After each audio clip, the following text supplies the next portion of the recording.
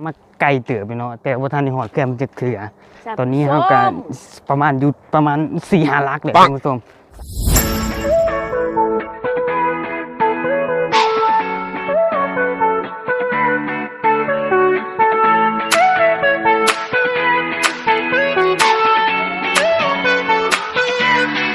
แล้วสวัสดีทุกคนวันนี้กับโบนายมีแบบมีงานเนาะตอนนี้ก็สิมานั่งเด่นอยู่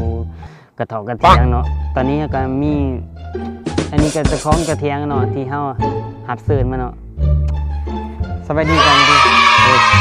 เอาว้าวสวัสดีเนี่ยเป็นไงสวัสดีทีเพิ่นอยากนิดนึงแล้วเพราะว่าเพิ่นบ่ทันได้เคยเข้าจักดีเนาะตอนนี้ก็เป็นเพื่อนฟังเพิ่นเฮาก็ได้มานั่งมาลุมมาฟังกันเพิ่นเนาะแต่เฮาสิมาสัมภาษณ์เพิ่นก็บ่อยากนะเพิ่นตอนนี้เพิ่นเมาแฮงเมาหนักเมาสุดาเนาะ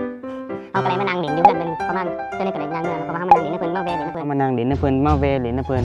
เพราะว่าเพิ่นอยู่เฮือนคนเดียวนะเฮาก็สิสัมภาษณ์เป็นนึงห้ามอยู่เฮือนคนเดียวบ่ห้ามเอ้ยอยู่เฮือนคนเดียวบ่รู้สึกจังได๋เนาะหิวข้าวแล้วบ่ห้ามสิหันไปยินดีอีหยังกำลังสิตายมึงหูบ่เพราะว่าเฮา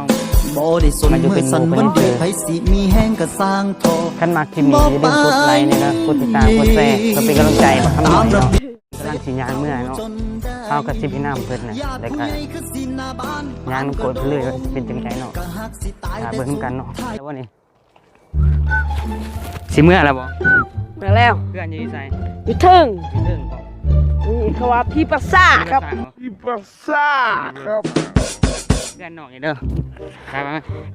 ตอนนี้เฮาสิย่างขึ้นไปเพื่อนเพิ่นเนาะอยู่เทิงพุ่นแหละถามติดตามเบิ่งนำกันเนาะว่าสิเป็นจังไดก็อย่าลืมติดตามจะผ่านจะส่งกันเนาะไปถามเบิ่งอยู่หอดเพื่อนเพิ่นเนาะมาไกลเตือไปเนาะแต่ว่าท่านในหอดเกลือมันจะเถื่อตอนนี้เฮาก็ประมาณอยู่ประมาณ4-5 ลักเลยคุณผู้ชมตอนนี้ก็อย่าลืมกดไลค์กด Subscribe เนาะจบคลิปเพียงแต่ซ้ำนี้เนาะตอนนี้เฮาสิขับเนี่ยก็ต้องจะเป็นได้เมื่อเนาะฮัลโหลตัวที่เขาไปเป็นมาลิงกิงกองสารน้องกองแกงมาลงมาแดงมาปลงปองแปงงองแงงในชีวิตเจอขวาตัวที่เขาไปเป็นมาลิงกิงกอง